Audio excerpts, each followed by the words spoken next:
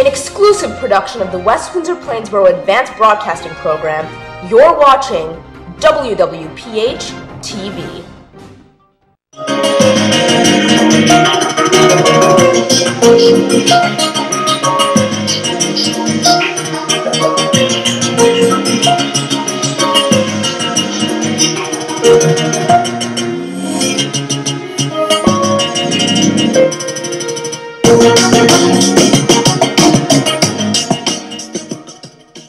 Hello, I'm Evan Weston, and this is The Truth Serum.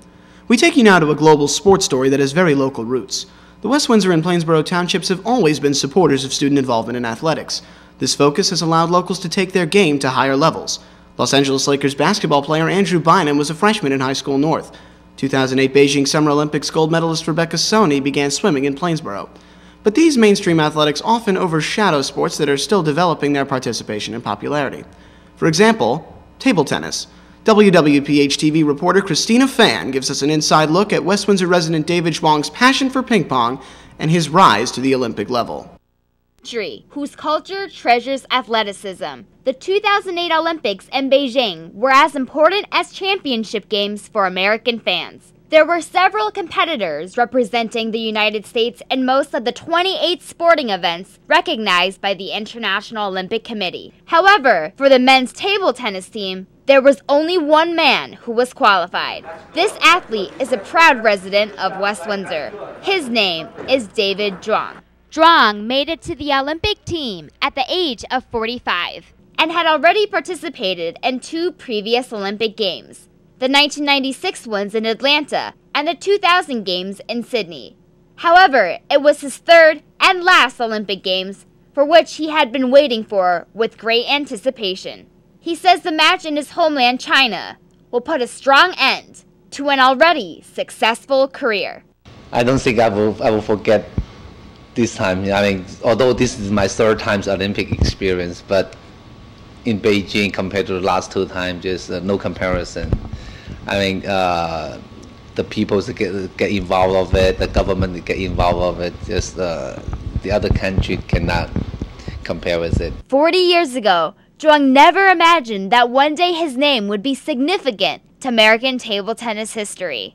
As a child living in China's Guangdong province, the future star's interest in table tennis first peaked at the age of 8. He says his love for the sport overshadowed difficult conditions such as stress and strictly monitored practices. I face a lot of competition, a lot of pressure. But as a good player, you face to you like the challenge. Although you will fail in one tournament or some event, but you will. When I was young, the coach and teacher will encourage us face to the challenge. You know, easy to make a decision to quit. So easy to make a quit. 1 second you can make a decision to quit. But if you can survive, you learn something from your failure, right? And then you will get stronger. So yeah, I really love that part. To continue pursuing his career, David joined government-run academies where the training only intensified. He practiced 6 hours a day and was allowed only 1 visit home per year. David says his hard work finally paid off when he became a professional player at the age of 12.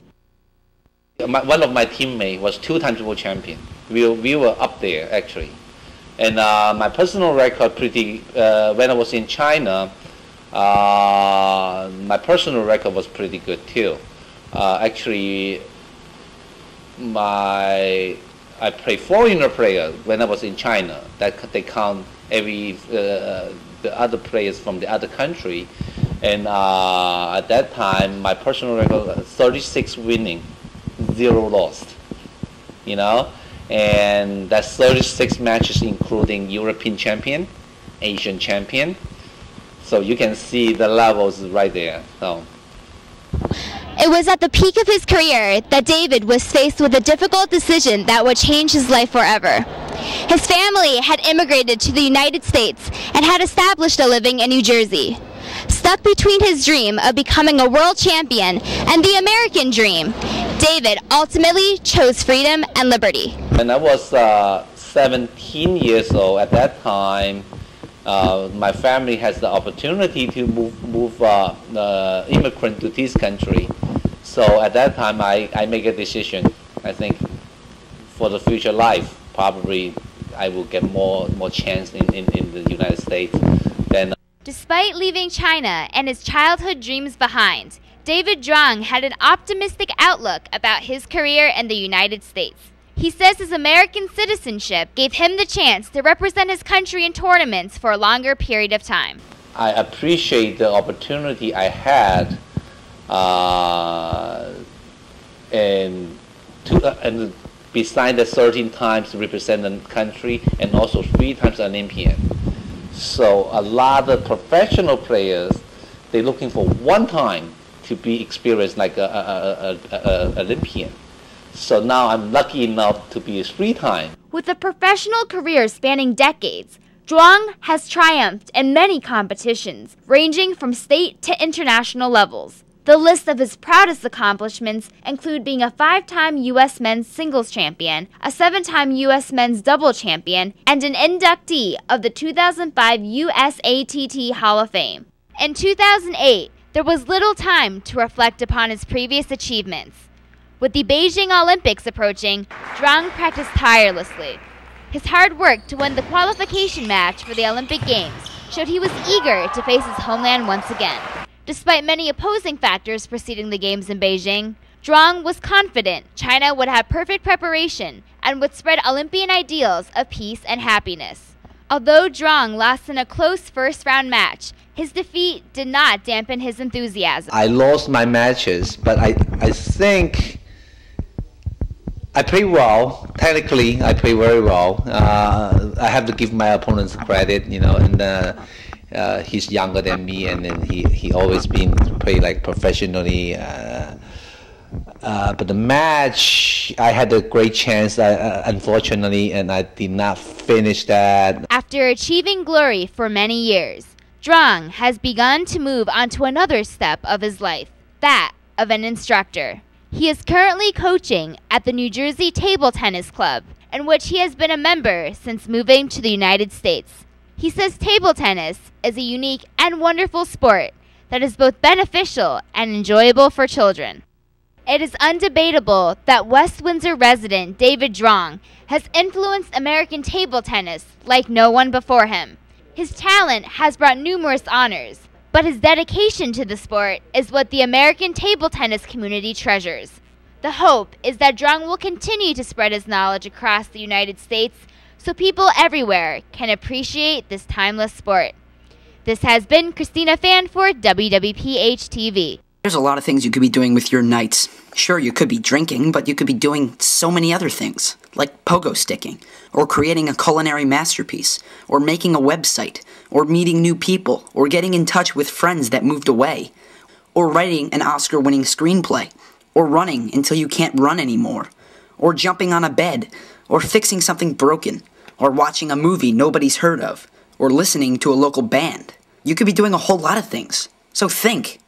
Don't drink. Welcome back to The Truth Serum on WWPH TV. Throughout the past decade, the global community has become increasingly involved with the efforts of an exploding movement, environmentalism. Thousands of conservationist groups around the world work to fight against pollution, deforestation, animal extinction, and the many other threats to Earth's ecological system. But to this day, most people attribute the growing influence of environmentalism to recycling, an effort that took off in the 1970s. WWPH TV reporter Jeffrey Yu takes a look at how even local recycling could play a crucial part in preserving global resources. Every other Saturday morning, the recycling truck comes rolling through the neighborhoods of West Windsor, New Jersey. For the 26,000 residents who live in the suburban town, the process of separating their cardboard and paper into a green bin and their plastic and aluminum into a yellow bin has always been the norm.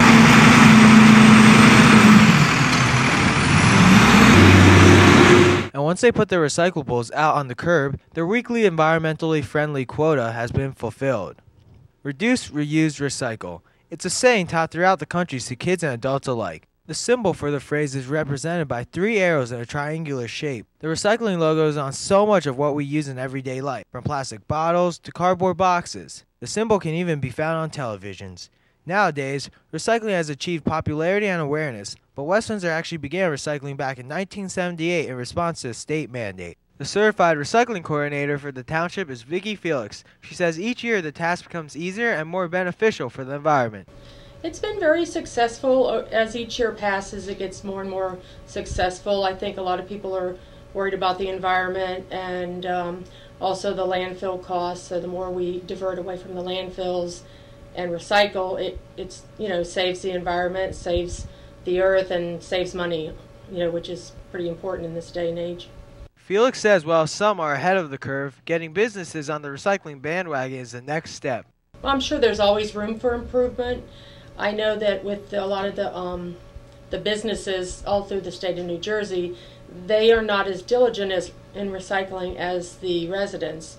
And the more businesses we can get on board with recycling properly, that'll be a big step in the right direction. And just to educate. It's so important to educate the people, that way they know, the more they know, the better it'll be for them. They can recycle better, we won't have contaminated recyclables, and it's just better for the environment. From the beginning, saving the environment has always been the -- reason for recycling. Felix says the most important task is making people aware of the recycling benefits. They say educate, educate, educate.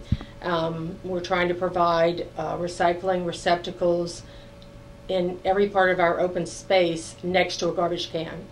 That's the most important thing. If it's next to a garbage can, there's no reason people won't recycle. But if there's only a garbage can and not a recycling receptacle, most people, don't really look for the recycling receptacle. Recycling has also benefited the town of West Windsor financially. Everything the town recycles is counted by the tonnage. Felix then creates a tonnage report and sends it to the State of New Jersey Department of Environmental Protection. The town then receives money from the state based on the numbers she sends in.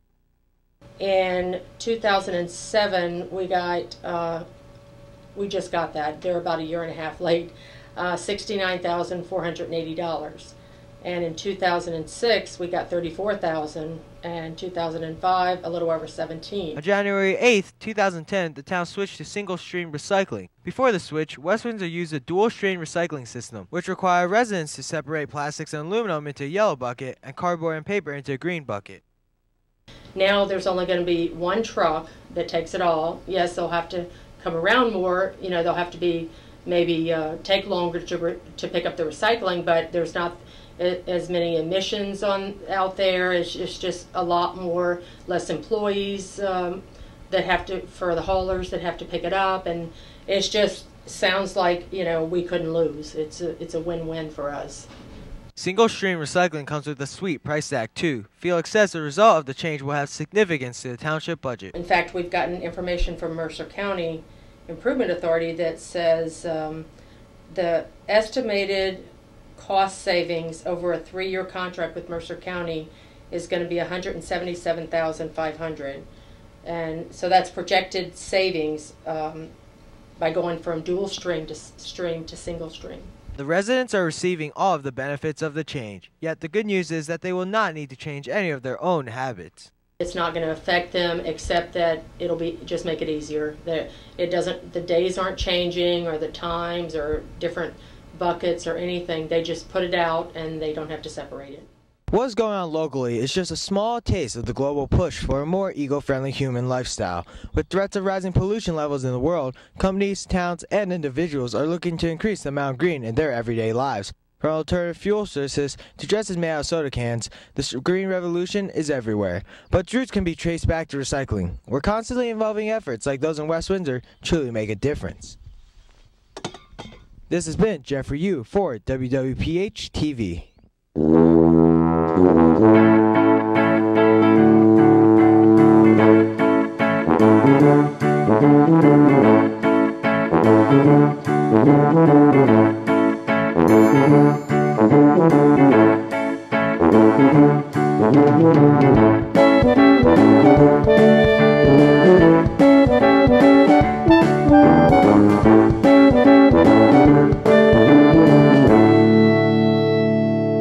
West Windsor Olympic ping pong player David Zhuang's love for his game and the local recycling initiatives that help contribute to the expanding movement of environmentalism are both stories that show us how striving high can produce results.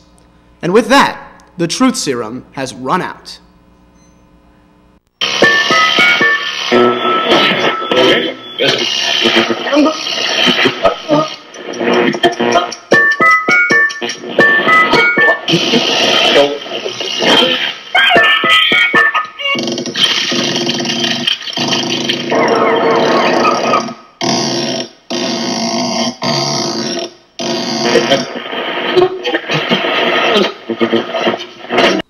Hi, I'm Siddhi Sundar. And I'm Adrian Fernandez. And welcome to Tales from Grover's Mill. This episode of WWPH TV's movie show focuses on the pressures of life. So Adrian, in a world that's becoming so competitive and everything is kind of about, cutthroat competition and getting ahead of each other, it's kind of tough for people to try to preserve their individuality. Our first movie is Family Photo, directed by Jeffrey Yu, and it's a movie about identity crisis and a student who falls into the pressures of his peers. Let's take a look.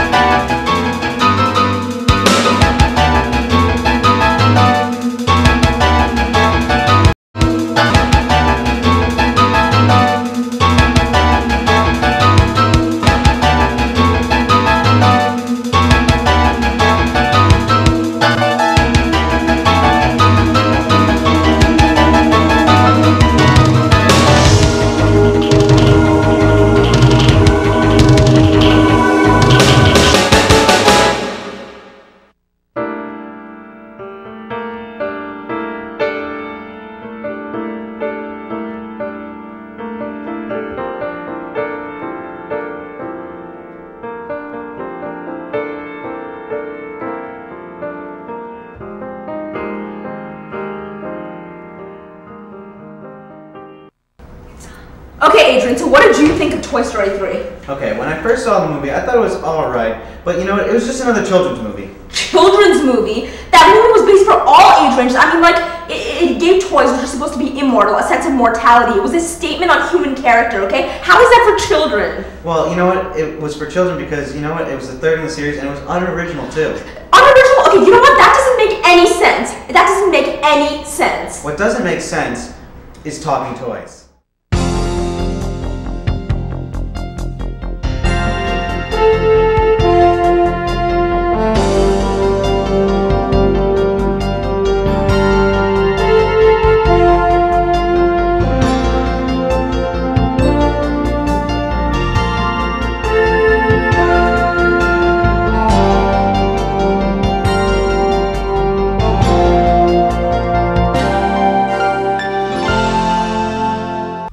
Our next movie is directed by Ashil Alapur and is about a student who cannot handle the demands of school. Here is Too Much.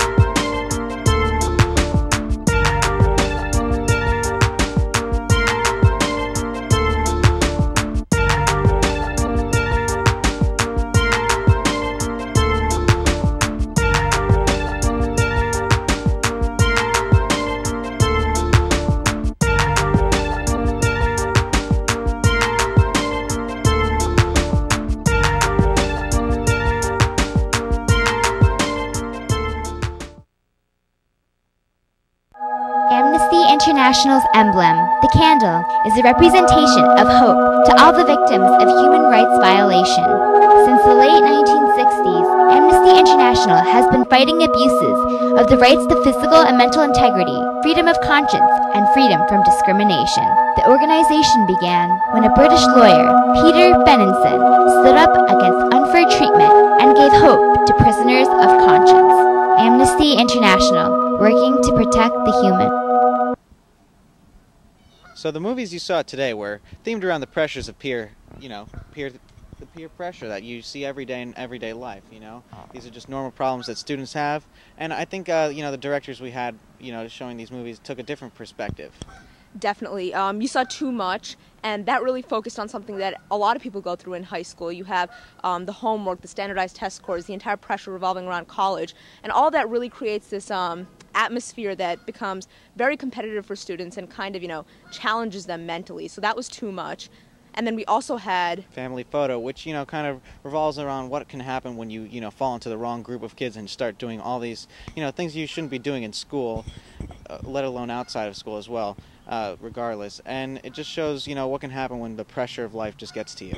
Absolutely. So, I'm Sadi Sunder. And I'm Adrian Fernandez. And thanks for watching Tales from Grover's Mill on WWPH TV.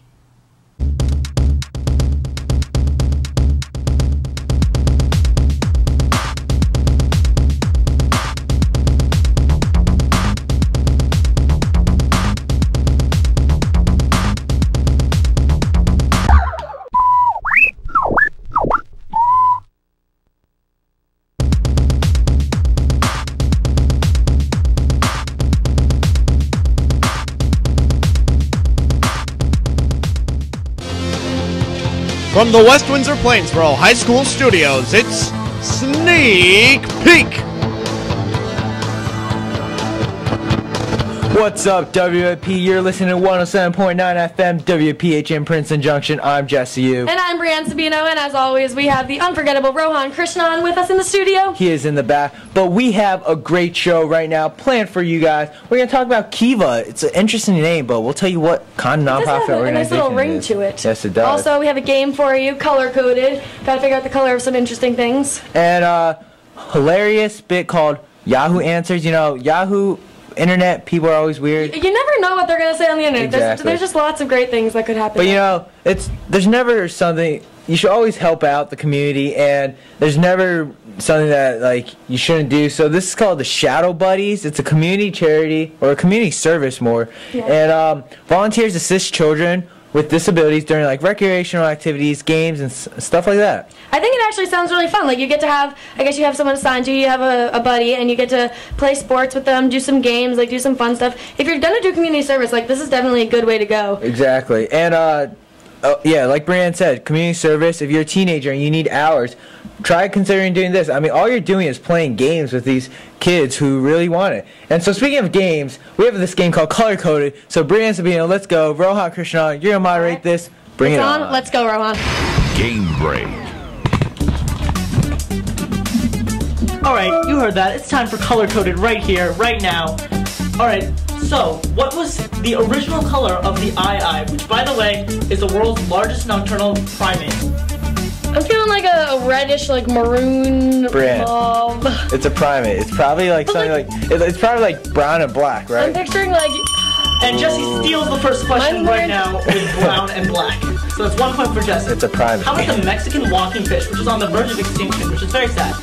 I wonder if it's can really walk, Can fish walk? If they can, a walking fish would definitely be blue and green. But it'd be tan. No, just kidding. I know what this is. It's pink.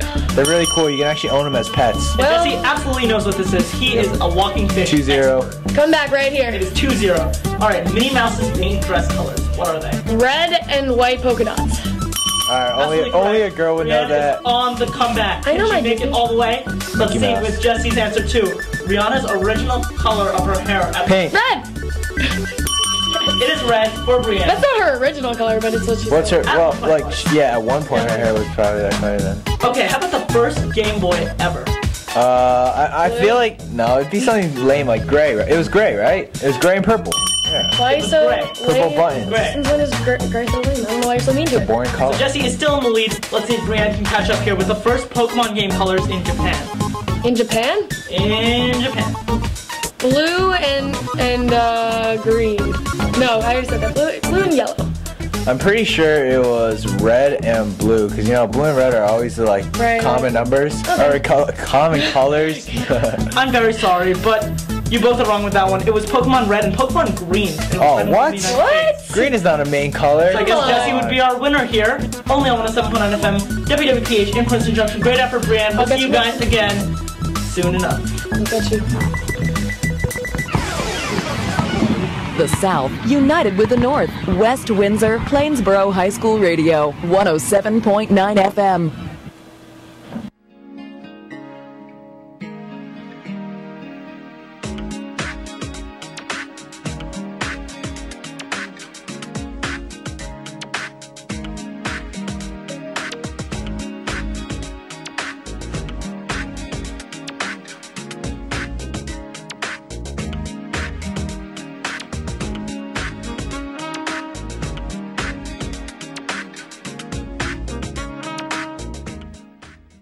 West Windsor Plainsboro High School students, bringing the school to you. 107.9 inside the district.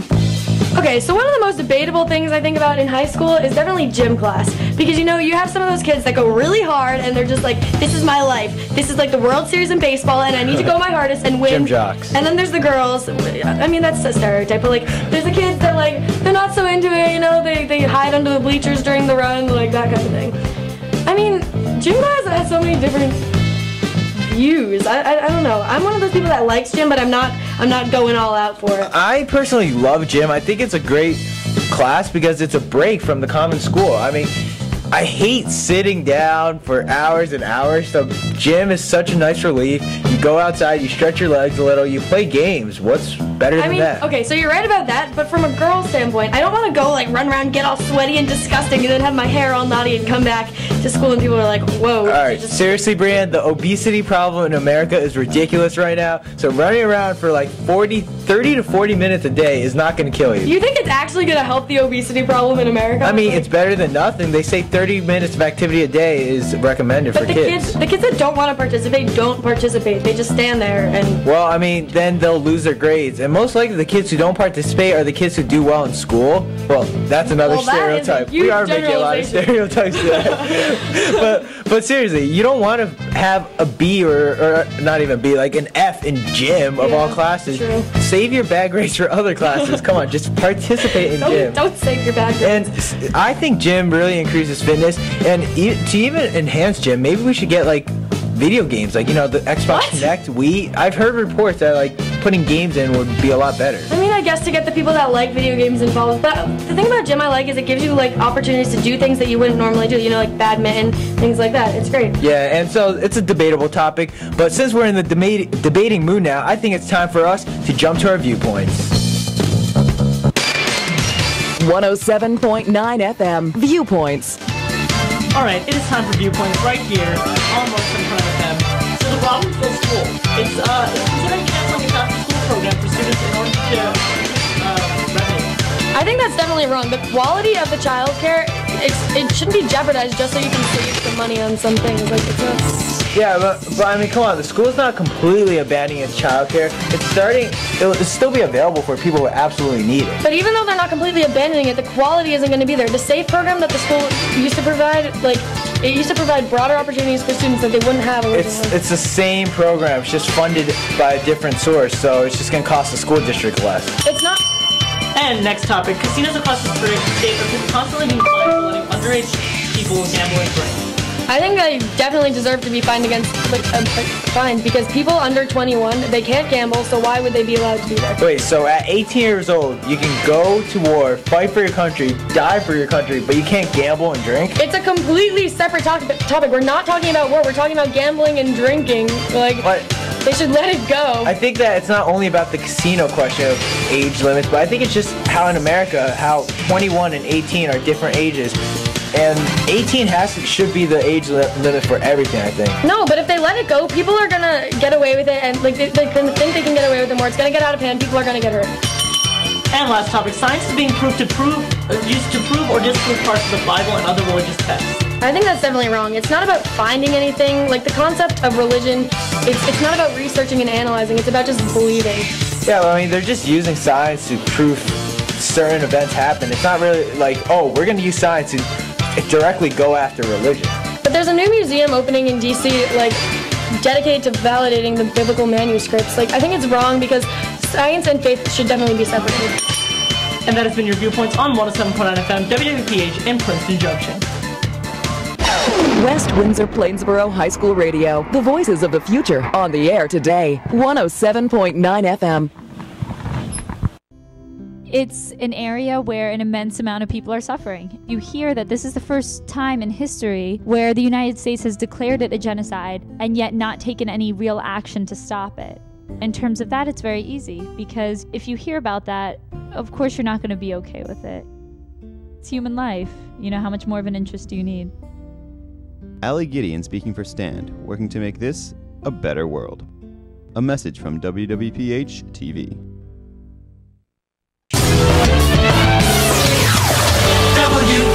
WWPH Princeton Junction. Pirate Radio, Night Radio, 107.9 FM, The Flash. This is Rohan Krishnan with the 107.9 FM School and Community Flash.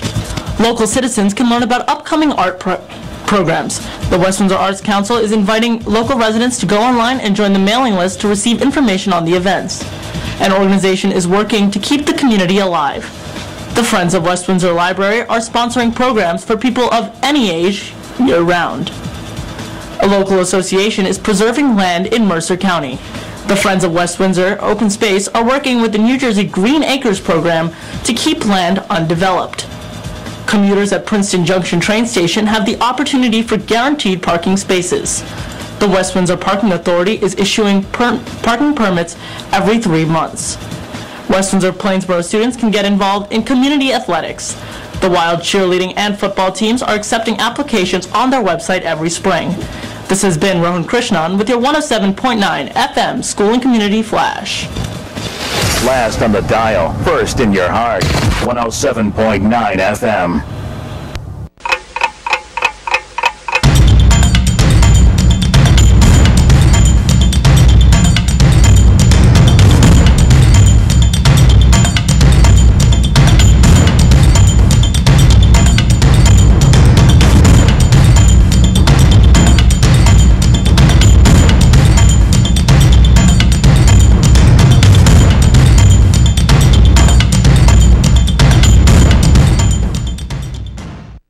Welcome back to 107.9 FM WWPH in Princeton Junction. We mentioned Kiva earlier. It's a non-profit organization with a mission to connect people around the world. So it's like Facebook, but it's not. Kind of, except it's a charity, so I don't really see how that Well, basically how it works, Brian, is that you lend money as little as $25 to help a person somewhere around the world start a project or business that will help them live their life. That's like a really great idea. I mean, $25 in the United States, like, it's really not a big deal, but if you give it to someone in another country across the world, they can do a lot with that. Yeah, I know, and it's kind of like that saying that goes, give a man a fish, he eats for a day. Teach him how to fish, he's full for the rest of his life. I mean, you're giving him money to start a new life. You're not just giving him money to buy food for that one day. You're giving him an opportunity, you know? Good call. So Kiva was founded in 2005, and they have had 577,000, like over that number of lenders and $210 million in loans. Yeah, that's awesome. And they have a 98.7% repayment rate. So don't forget, these are loans. You're going to get your money back. And 98.7%, that's a really good number. What is that saying, though? Because if you're getting your money back, it's saying that it must be successful for the people that you're donating to because they're making money off of it. Exactly. So once again, that's Kiva, and it's a nonprofit organization. And, you know, we have some Yahoo answers like we mentioned earlier, so let's go to that, Brianna. All right. Laugh track. Alright, so some of these questions were posted on Yahoo, and it's just like interesting. So one question, I thought I broke my thumb, so I told everyone I was getting a cast. I want a cast. I went to the doctors, but they said it wasn't broken, so I need to get a cast before I go to school on Wednesday. Help me. And please don't tell me to just tell them the truth. Answer, move to New Zealand. So yeah, don't lie to your classmates. Come on. I feel like move to New Zealand is a good answer for anything. I'd love to move to New Zealand. Alright, another one. I actually turned it on yesterday, and I don't know how to turn it back off. All my friends are mad because they think I am shouting at them over the internet. This problem is literally ruining my life. So pretty much, the question's typed in all caps, so their caps lock button is messed up. Answer, it's forever irreversible. That's what happened to me. And that's in all caps as well, so it's pretty funny. And then finally, how do you become a mermaid? Are there any spells to become a mermaid? And someone just like gave them a joke answer. There's a man who can turn you into a mermaid with his spells at the top of a mountain somewhere, but be careful, it's hard to climb.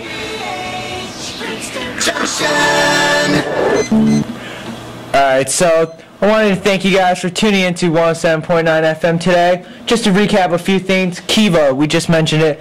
Loans as little as $25. Help It really make a big difference.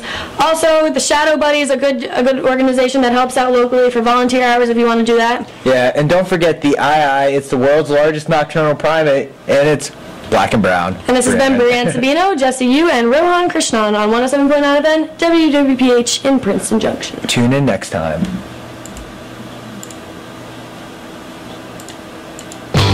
You've been watching Sneak Peek.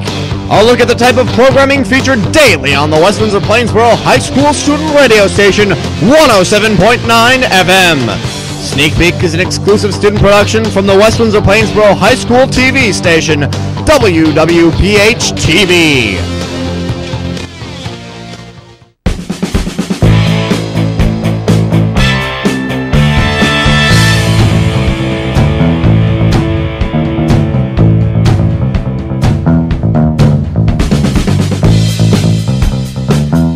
An unquenchable thirst for adventure has led him to Greyhound bus trips across the country, assistant work for the PBS show Zoom, and nights on a Turkish rooftop. Studio 107 features West Windsor Plainsboro High School North Art teacher, Robert Vogt. Hello and welcome to Studio 107. I'm Adam McCall here with Mr. Robert Vogt. Now, Mr. Vogt, you've taken a number of cross-country and international trips in your life, and I know it all started on Greyhound buses back in college. So what made you decide to start doing that? It was actually an ex-girlfriend. I had to be honest. I was between, I think, my sophomore and junior years of college, and just bumped into a girl that I had known in high school, and she said she was going cross country and wanted to know if I wanted to go with. And I ended up going cross country on a Greyhound bus 3 times in total in about 5 years' time. So. And obviously, you seem to enjoy it because you've been doing it ever since. Yes, I definitely do. So what was the highlight of those cross-country trips? Wow, the highlight. You know, for me, it was getting to see places that I had just never ever seen before. Growing up, I really actually didn't travel. My family didn't travel that much, so it was exciting for me to see, you know, California and Washington State, to get to go to see places like that. I've never been off the East Coast, so I can understand the appeal of it. Take a bus. Yes. No, maybe I will. You never know. Okay. So you started going international after that. Where was the first place you went? That was actually, it's funny because my first trip abroad was actually the first time. I was 20 years old. It was the first time I ever flew on a plane. How'd that go? It was a little rough getting out. I remember I got a little sick on the way out, and I don't know if that was nerves from, you know, just the trip ahead or what, but I spent 3 months backpacking Europe. Wow. Yeah. You know, planes are an experience though. It's like, it is. You have to be ready for it. Yeah, and it's funny because now when I go to an airport, even if I'm just dropping a friend off at the airport, you always get that little nervousness. That, you know, it's exciting. It's exciting. Now, you've said before that your favorite country to visit, or at least one of your favorite, is Turkey. Yes. So what is so great about Turkey? You know, for me, it was one of the first times I really felt or knew that I was in a completely different place. That the culture was so different, the religion, you know, food, everything was so different, and fascinating. The history, just the history alone. How long were you there? That was part of my 3-month Europe trip, and I think we spent about 2 weeks in Turkey, and I could have honestly spent 3 months there. It was amazing. Now I want to transition because during the 2011-2012 school year, you're actually going to be taking off and going all sorts of places, starting in Alaska, I believe. I'm taking a cross-country motorcycle trip and making my way to Alaska. Yeah. So what's going on up there? What's going on in Alaska? I definitely want to cross the Arctic Circle, and I want to photograph the Aurora Borealis. That's one of my goals. It's an amazing thing. So where else are you going from there? Actually, when I get back from Alaska, I'm heading through Canada. I need to get to Saskatchewan by the end of August. I'm doing a 7-week guitar building workshop. So I'm going to build a guitar. It takes 7 weeks? It does take 7 weeks, apparently. I've never done it before, so I don't know, but 7 weeks apparently is the minimum. I would have said put some string on, you know, something like that. So, and then I'll get back in mid-October, and then I'm thinking Australia, New Zealand for about a month. Total change of scenery. A total change, yeah. I'm kind of chasing the weather too. Yeah, because it's summer down there. Exactly. And when I get back, it'll be around the holidays, and then I'm thinking Costa Rica for about 4 months. I'm going to do a Spanish immersion program down there, and then the big trip is in April of next year. I'm going to make my way across Europe, get to Moscow, and then I'm taking the Trans-Siberian Railway from Moscow to Beijing. That's amazing. Are you planning to document your adventure at all? Yes. Actually, I have about 3 cases of camera equipment. All right, coming up next in the studio, we step inside the past life of Mr. Robert Vogt. We are responding to probably about 2 to 3 calls a day. And most of those are false alarms, but we never know. So we have to respond to every call like it's the big one. And we make sure that we're ready every time we get in that truck to make sure that we're ready to fight whatever is on the other end of when we get there. If there actually was an event, you're going to be glad that we're all there. Robert Corvo speaking for the Plainsboro Fire Company, working to make this a better world. A message from WWPH TV. And welcome back to Studio 107. I'm Adam McCall here with Mr. Robert Vogt. Now, Mr. Vogt, you grew up in Pennsylvania, in Upper Bucks County. Mm-hmm. So how did that sort of shape the beginnings of your life? Wow, how did it shape my life? I guess, it taught me to be self-sufficient, definitely. I mean, a lot of my memories are, from my childhood, are things that I did. I grew up on an 18-acre farm, so we weren't farmers or anything, but there was a lot of land, there was just a lot of room to play and do and create and make things, and so, definitely not sitting around with video games. A lot of imagination. Yes, definitely. So how did you first realize that you were interested in art and maybe talented? It never crossed my mind because it's always what I did. I always, I ask my mom about it now. When I was little, I just drew all the time. So. Now you ended up going to college and studying photography and teaching. Yes. So when did you decide that maybe photography instead of drawing or sculpting or something like that? Actually, that's funny because when I was in high school, I think just like anyone else who's interested in the arts and takes art classes, you just always assume, if I'm going to be an artist, I'm going to be a painter.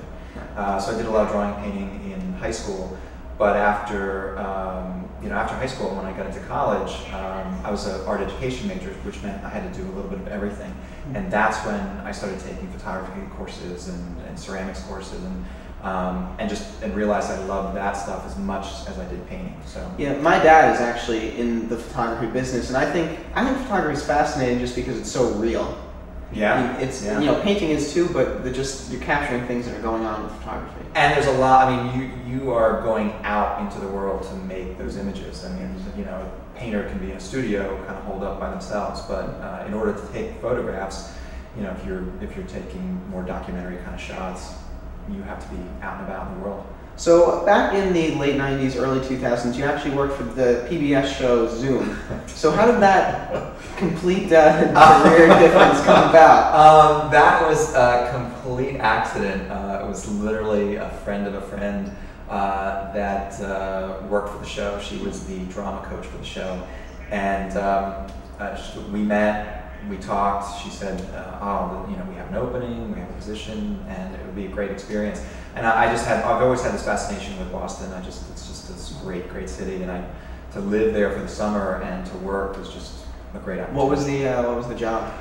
Technically, I think what was the name of the position? It was a cast coordinator. But basically, my job was I was responsible for the kids at all times, whether they were on or off the set. So working with them on their lines, or I actually helped out with some of their art projects for the show too. And there was a Lego robotics competition that we did that season. So we were driving them up to New Hampshire. So anything related to the kids, directly related to the kids. Now, obviously, you're a teacher now in high school, so still working with kids. When did you realize that was something that you would be good at and that you liked to do? That was definitely high school as well, for sure. My high school art teacher, who was a big influence on me, she suggested it. She saw that I loved to help other students in the class and help younger kids, and it just seemed like a really great fit. So I was lucky because I never questioned that either, that I wanted to do it. So you said your art teacher was a big influence. Who are some of the other bigger influences on your life that you've had?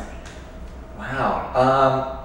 It's always been teachers. I mean, and I don't say that because I'm a teacher. But and you spend a lot of time with them during the day. You absolutely do, and whether it's high school, certainly some of my professors in college, I still maintain contact with them today, and my high school art teachers too. I still talk to them. I still see them.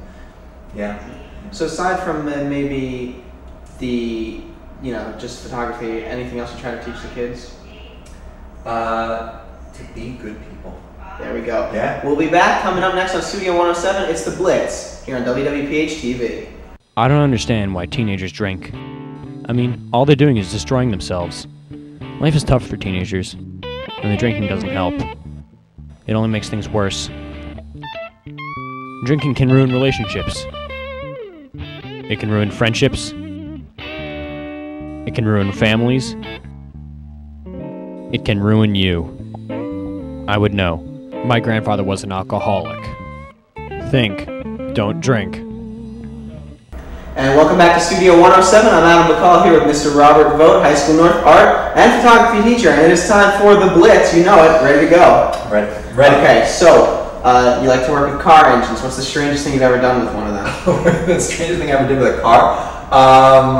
Well, let me think. Well, I have rebuilt the engine on most of the cars that I've owned. Any reason? Because I could. Well, there we go. And it's much cheaper to do it yourself. Okay, so what's the most strenuous physical activity you've ever done? I ran a marathon in Rome, actually. How'd that come about? Again, just totally by accident. I was running with some friends, and next thing you know, got sucked into a marathon there we go. in Rome. So what's your favorite style of music? Actually, I'm all over the board with that. I love, I got into Arcade Fire, which I know they're kind of big now, but actually a bunch of Canadian bands. Wolf Parade, I saw them in concert not that long ago. They were amazing. So, but all genres. I'm into everything. How about art? Same thing? Yes, totally. Same deal. So what's maybe the strangest sculpture you've ever made? The strangest sculpture I ever made. In college, I made one that was like this giant seed pod thing that looked like it had fallen and kind of exploded, and and it was some strange colors too. What'd you make that out of? It was mostly plaster, actually, with some chicken wire and some other stuff that I can't remember. So you travel a lot, sleep in some strange places? Where's the weirdest place you've ever been? The weirdest place? When we were in Turkey, when my friend and I were in Turkey, we had so little money that we had the choice of either, in one of the hostels, we could either sleep in a regular bed in a regular room for $2, or we could sleep on the roof underneath the solar panels for $1. We slept under the solar $1 panels. makes all the difference. It did when you have not many dollars left. Changes the whole trip. Sometimes. Yeah. And now you get a memory out of it. Oh, totally. I loved it. Okay, so how do you like to relax, aside from going up on roofs? I do like to read, which I don't get to do as much as I would like to. But fiction or nonfiction? I'm definitely into fiction, for sure. But I feel like I should be reading more factual stuff. So you junk food eater? No. Not at all. Okay, I'm going to totally fess up. And sometimes I'll stop at Wawa, which, of course, everyone knows Wawa makes the best iced tea ever. Of course. But sometimes I'll buy a bag of potato chips and I'll eat the whole thing like in one sitting. My. You are but once in a just while. cheating all over the place. Yeah. So you a movie fan? I am. Favorite actor or actress? This will be cliche, but Daniel Day-Lewis. Amazing. Okay. Yeah. So what favorite style movie maybe? Favorite genre? Horror? No, I'm not into the horror thing. I mean, everyone knows here at school I'm a huge Star Wars fan, so love the sci-fi. But Star Wars it's classic. It is. It's classic. At some point you just have to sit back and say, "This is awesome." You gotta enjoy it. At least Empire Strikes Back, which is the best of them all. So that's it. Favorite director? Favorite director? Ooh, oh wow. I don't know. I just totally. That's all right. That's all right. Thank you for stopping by, Mr. Robert Vogt. Sure. You've been watching Studio 107 here on WWPH TV.